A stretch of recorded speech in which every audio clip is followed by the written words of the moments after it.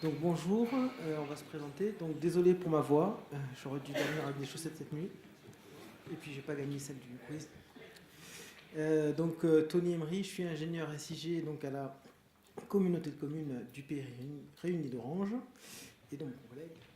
Olivier Mérindol, technicien SIG, pareil à la communauté de communes du Pays Réuni d'Orange. Donc on va essayer de faire une présentation à deux voix, enfin une voix et demie, où on va vous expliquer un petit peu comment, au sein de notre collectivité, on utilise OpenStreetMap, les données, tout le circuit. Juste dans un premier temps, en fait, donc moi je fais aussi également partie de l'association OpenStreetMap France, comme Christian, qui a présenté tout à l'heure. Et en fait, on est, pour un petit peu l'historique, on a pris le parti, nous, d'éditer systématiquement toutes les données publiques directement dans OpenStreetMap. Voilà, donc c'est un parti pris qu'on a pris depuis déjà 5-6 bonnes années. Donc systématiquement, dès qu'on a une modification de voirie, des nouvelles adresses, des bâtiments qui sont construits, l'occupation des sols qui change, des équipements publics qui sont rajoutés, on les verse directement dans OpenStreetMap et ensuite on les récupère et on fait nos traitements et notre diffusion. Donc là, on va faire ça classiquement en 3 temps. Comment on importe les données, comment on crée la donnée, ensuite comment on va traiter et analyser cette donnée, et ensuite comment on va la diffuser. Première étape, donc on va importer les données. Donc comme je vous ai dit, on saisit directement dans OpenStreetMap. Alors, je profite que Saïf est là, représenté. Il n'y a pas d'éditeur FME pour OpenStreetMap. Donc il va falloir qu'on puisse essayer de trouver peut-être des choses pour qu'on puisse éditer directement des données OpenStreetMap à partir d'FME. Ce serait une bonne chose. Et donc pour le moment, on utilise des éditeurs un peu plus classiques. Donc il en existe tout un tas. Il y en a 2 qui sont directement sur le site openstreetmap.org. Donc Potlatch et ID. Et nous, on utilise JOSM, que vous voyez ici. Donc comme je vous ai dit, on édite tout ce qui est voirie, tout ce qui est adresse, occupation des sols, équipements publics, les transports, voilà, toutes les données qui concernent notre territoire et qui est de la donnée publique, bien sûr, sont versées directement dans OpenStreetMap. Donc du coup, ça nous permet d'utiliser directement le modèle de données OpenStreetMap dans la qualification de nos données.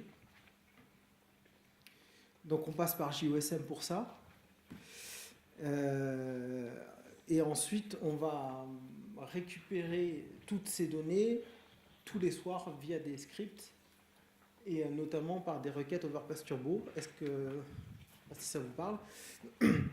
Donc une requête Overpass Turbo, c'est tout simplement une requête qui nous permet d'aller chercher tel type de données.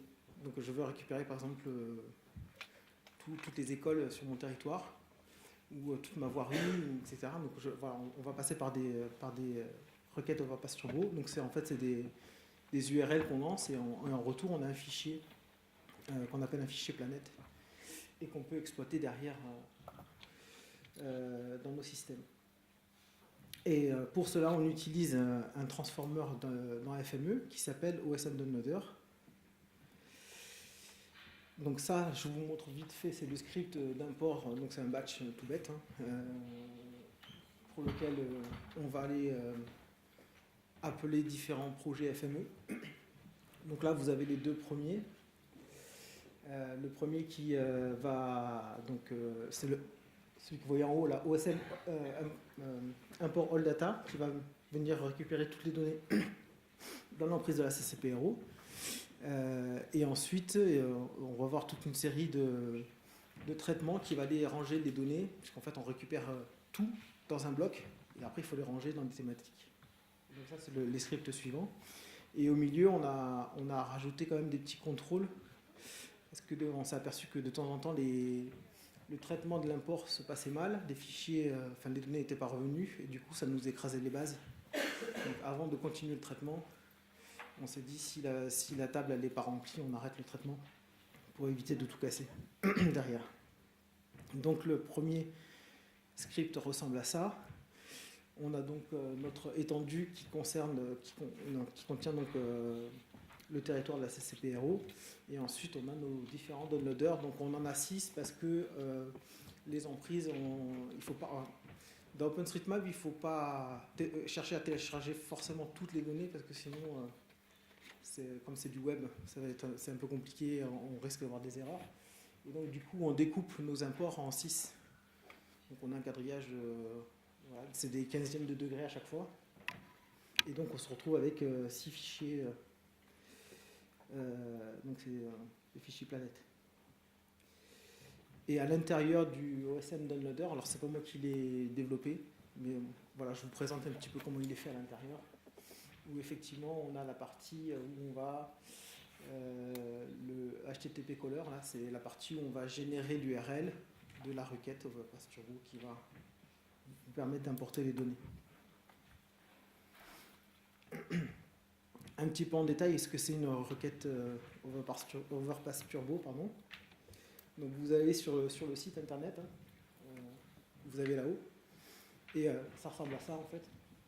Vous avez là-haut. Donc si je la décris un peu, je dis quoi là? Je dis que je veux récupérer tous les objets, donc nœuds, chemin et relations, pour lequel j'ai le couple amenity égale recycling qui se trouve à l'intérieur de l'objet qui s'appelle Orange dans le Vaucluse, qui est donc la commune. Et donc ça me sort tous les petits points que vous avez sur la carte à droite. Et donc c'est tous ces petits points que vous allez récupérer en fichier XML. Une fois qu'on a récupéré ces fichiers planètes, donc on a 6 fichiers XML, on met ça dans des bases de données. Donc nous on doublonne pour le moment, on met dans une base PostGIS et dans une GDB-SRI, puisqu'on a des traitements différents. Et la première chose qu'on réalise, ce sont des couches d'habillage. C'est-à-dire qu'en fait, on s'est aperçu que quand on voulait faire des cartes, faire des rendus, comme Christian disait tout à l'heure, on aime bien avoir nos propres rendus avec nos couleurs et savoir ce qu'on met comme données. Et du coup, ça fait un petit peu moche d'avoir des données qui s'arrêtent aux limites de notre commune ou de notre interco. Du coup, on prend plus large et on génère des couches d'habillage. Donc là, on recrée les 3 couches géométriques, point, ligne et polygone. Et ensuite, on a des tables de relations et on fait aussi des tables de correspondance. Donc voilà. Et tout ça, on le met dans les 2 types de bases de données, que ce soit PostGIS ou Esri. Une fois qu'on a fait ça, on va pouvoir aller traiter et analyser ce qui est à l'intérieur et ce qui nous concerne. L'idée, c'est pas forcément analyser toutes les données, parce qu'il y a quand même pas mal d'infos, mais au moins le découper sur ce qui concerne notre territoire.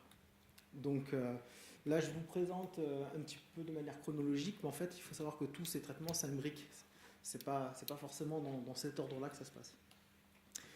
Donc cette deuxième phase, elle fait quoi? Elle va découper toutes les données par commune. On va récupérer donc seulement les données OpenStreetMap qui sont à l'intérieur de notre commune, de nos 5 communes du moins. Et on va pouvoir faire des analyses statistiques, des contrôles qualité, et ensuite les relier avec nos données métiers.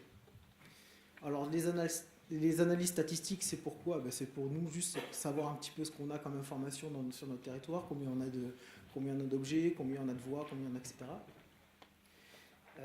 Même par commune, etc. Et puis pouvoir dans le temps savoir comment évolue notre base de données. Les analyses statistiques et les contrôles de qualité, forcément, comme son nom l'indique, on va pouvoir quand même vérifier, comme c'est une base qui est susceptible d'être modifiée par tous les contributeurs, il faut quand même qu'on ait un regard sur ce qui est mis pour détecter des erreurs éventuelles. Et donc le contrôle qualité s'opère ici. Et enfin, on fait des interactions avec nos données métiers, puisqu'on a aussi des données qui ne sont pas forcément publiques, mais pour lesquelles on aimerait bien avoir une interaction géographique.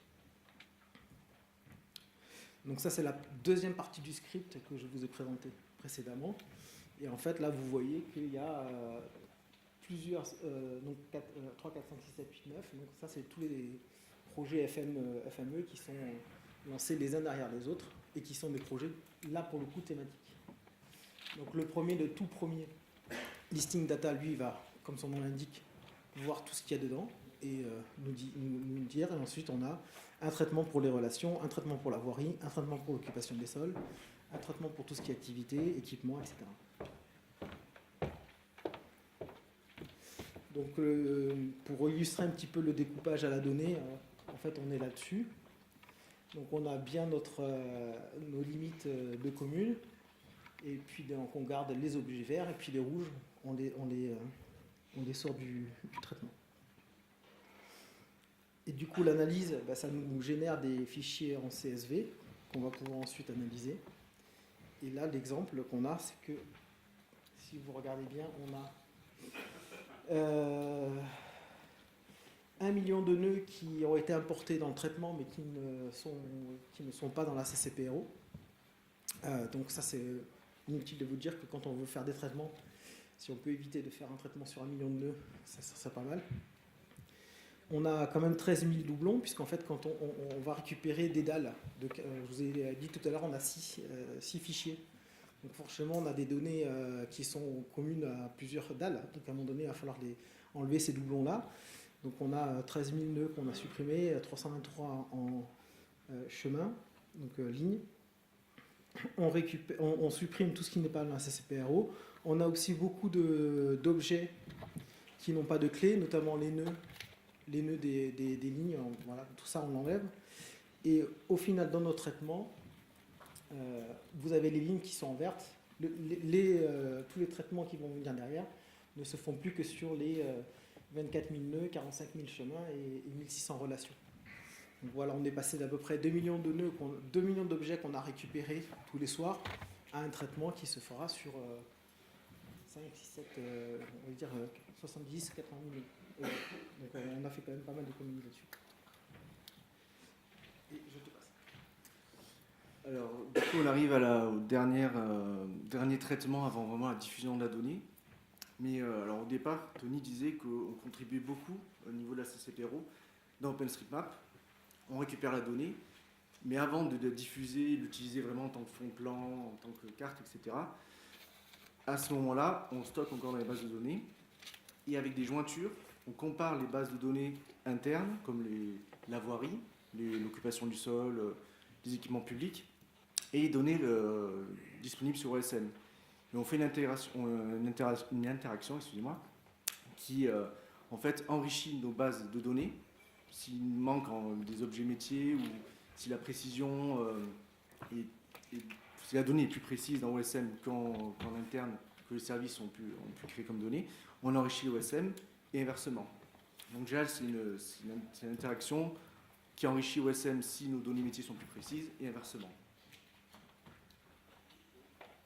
Donc après, on passe vraiment à la diffusion, à l'utilisation de la donnée. Donc avec toutes les données, tous les objets d'OpenStreetMap récupérés, traités, analysés et mis à disposition de notre base de données, on fait des productions cartographiques. Donc c'est à la fois des fonds de plan avec l'habillage du coucou qui a été construit avec l'ensemble de l'emprise récupérée, mais aussi des données vectorielles. Tous les points, tous les chemins, tous les polygones en fait sont utilisés pour faire des cartographies, des analyses. Donc là, par exemple, c'est un atlas qu'on fait 2 fois par an pour chaque commune et pour l'ensemble du territoire. On utilise vraiment toute la donnée vectorielle, mais on s'en sert comme fond de plan, où il y a toutes les voiries. C'est vraiment un plan très détaillé de chaque commune, avec le référentiel voirie que nous avons en interne, et on y met la correspondance avec les données OSM. Comme production cartographique, nous avons du coup une donnée vraiment un plan général de chaque commune et du territoire. Donc c'est vraiment des atlas très précis. Alors là, j'avais montré qu'une carte, mais le territoire de chaque commune est divisé vraiment en matière peut-être 20 dalles, pour que ça soit précis, pour que les services puissent utiliser vraiment les rues, les données sur le territoire. Après, voilà, il y a des cartes plus de démonstration, d'analyse et de présentation. Et après, nous avons également des analyses thématiques. Donc là, par exemple, c'est les zones humides.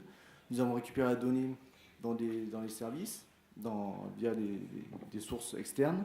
Et nous avons également habillé la carte avec la donnée l'occupation du sol et des bâtiments d'OpenStreetMap. Donc on utilise, à la fois on contribue, à la fois on utilise la donnée OpenStreetMap dans nos cartes en tant que fond de plan pur ou uniquement les données vectorielles qui nous intéressent. La deuxième grande utilisation de OpenStreetMap, c'est en fond de plan pour nos WebSIG. Donc via VMap ou UMAP, cité précédemment, ou VREMAP avant VMap. Donc en tant que fond de plan ou données OSM. De la même manière qu'en SIG bureautique, on utilise soit on peut utiliser à la fois les fonds de plan et données vectorielles. Donc à VREMAP pour l'instant, on utilise le fond de plan d'occupation du sol par exemple, toutes les voiries qui faisaient vraiment l'habillage de notre VREMAP. Dans VMAP, nous sommes en train de diffuser, nous avons le fond de plan, et nous avons aussi tous les points, des points d'apport volontaire, tous les équipements publics qui sont présents en interne et dans OSM. Donc c'est des objets vectoriels qui sont issus d'OpenStreetMap qu'on peut éditer dans VMAP et après reverser dans OpenStreetMap. Voilà, c'est vraiment un échange, une interaction entre nos bases et OpenStreetMap. Et voilà, ça c'est un aperçu de UMAP qui permet de faire la carte avec des données plus ouvertes, plus libres.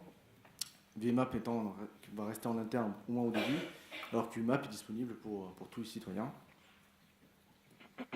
Et enfin, nous avons la dimension l'open data, où on diffuse toutes les données publiques que nous avons créées en interne, que nous diffusons dans OpenStreetMap, mais que nous mettons également en diffusion sur le site régional de PACA, donc Data Sud maintenant. Donc là, à chaque fois, on remet les données du transport, des déchets. Voilà. Et n'oubliez pas le State of the Map de Bordeaux. Ouais.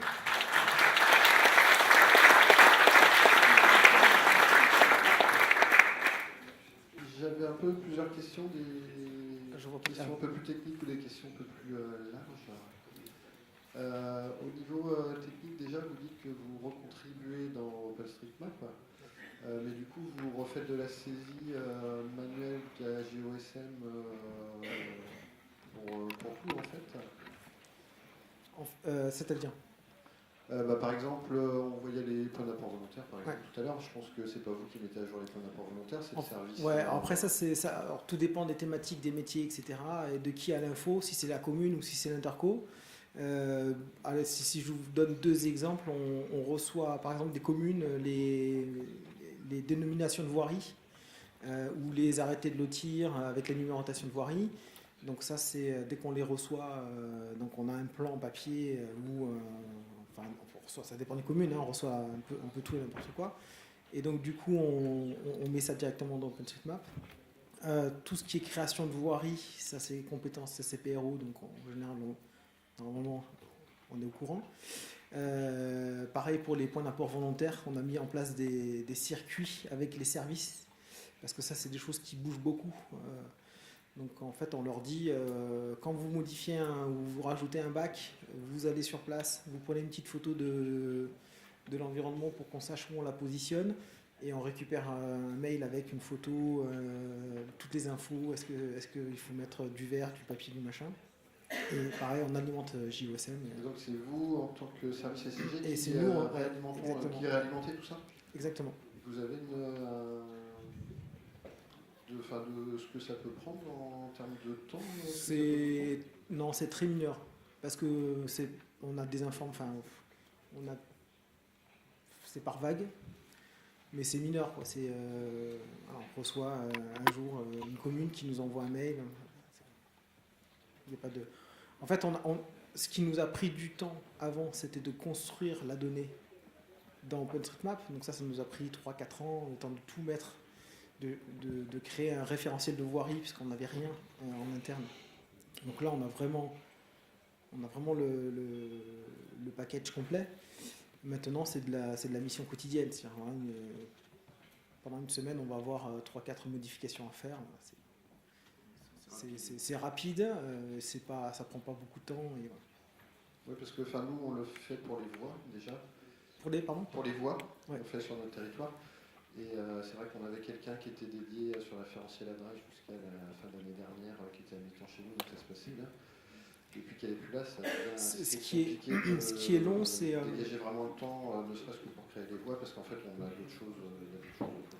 Ce qui est long, c'est la mise en place. C'est-à-dire que quand on a travaillé sur l'adressage, par exemple, sur la commune d'Orange, on a mis une personne à temps plein pendant 9 mois qui a fait toute la commune et qui a pris des photos, qui a pris des plans, voilà. Donc effectivement, parce qu'on a pris le parti de dire on ne va pas prendre de la donnée et la fusionner, on va tout mettre à plat, tout faire comme il faut. Et voilà. Et après, on travaille beaucoup avec les services, que ce soit le service état civil qui nous font remonter aussi des infos sur l'adresse. On travaille avec le service élection des communes. Voilà, donc, Après, on a intérêt à que justement les données soient à jour, donc on les met à jour, on prend le temps, parce que derrière, justement, on les utilise en fond de plan, mais même après en données vectorielles. Plus elles sont à jour, plus ça nous intéresse, et donc après, on s'y retrouve du coup. Nous, c'est vraiment une question de temps, en fait, ça devient compliqué. Et nous, en faisant que les voix, donc en faisant le reste, c'est l'organisation. Parce que vous avez beaucoup de voix qui changent comme ça tout le temps. Alors non, il n'y en a pas tant que ça, mais voilà, c'est d'inclure ça dans le reste du plan de charge. Et puis en fait, les voies, c'était pas tellement sur les voies, mais c'était surtout le reste, sur les points d'apport volontaires, sur les données de transport.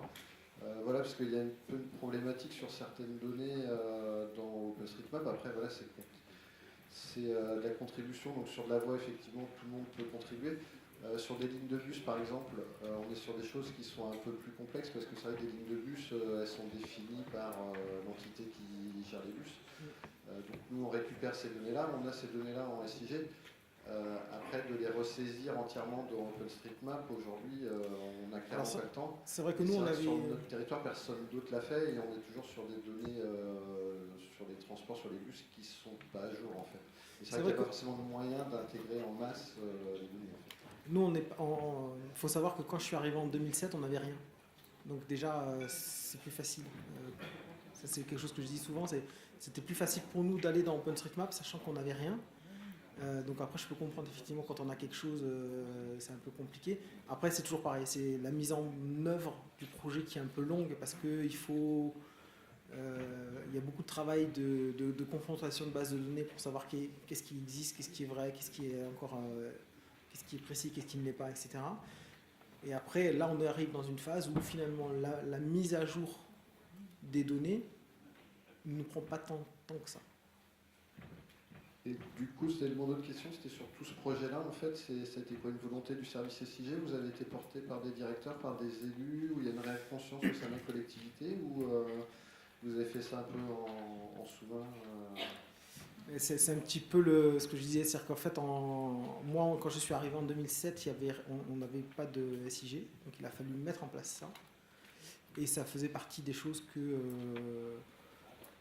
c'est à partir de...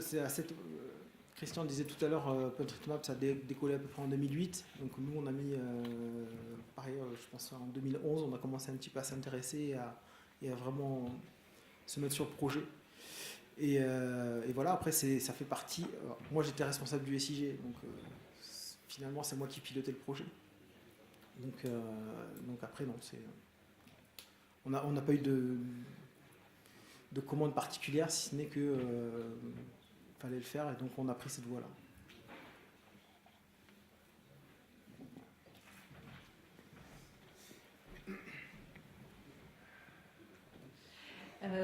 On parlait, Christian en parlait, donc un projet comme OpenStreetMap, ça implique aussi d'animer la communauté. Donc est-ce que localement, vous avez identifié une espèce de communauté de contributeurs en dehors de quelques personnes qui sont à fond au sein même de l'administration locale? Et est-ce que vous faites des choses avec eux? Est-ce que vous travaillez ensemble?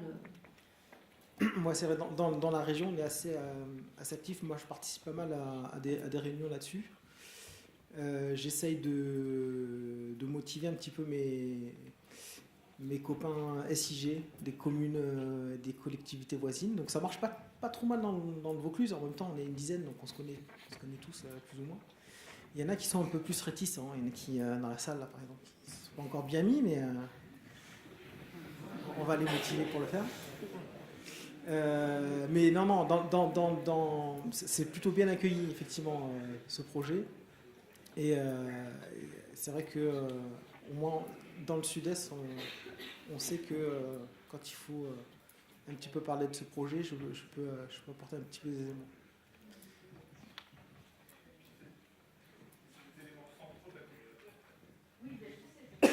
Les 1%. Et je forme. Oui, juste une petite question là. Comment vous faites justement vu qu'OSM c'est votre base centrale, d'autres contributeurs, la dizaine là, si par erreur des suppressions ou des ajouts qui sont pas ce que vous attendez entre guillemets, comment vous le gérez ça? Alors, je pars du principe que j'ai plus à gagner de récupérer les informations des contributeurs que de risque à prendre des dégradations. Et sur pratiquement 7 ans d'activité OpenStreetMap, j'ai pas eu de dégradation à constater. Allez, on va dire, j'en ai eu 3, dont 2 c'était nous. Donc voilà. Donc non, on a aucun là-dessus, j'ai aucun doute. Et quand bien même, je vous ai dit qu'on avait mis en place des outils qui nous permettent de contrôler quand même les clés. Donc voilà, c'était juste pour réconforter effectivement ce genre de questions, mais j'ai eu aucun problème là-dessus.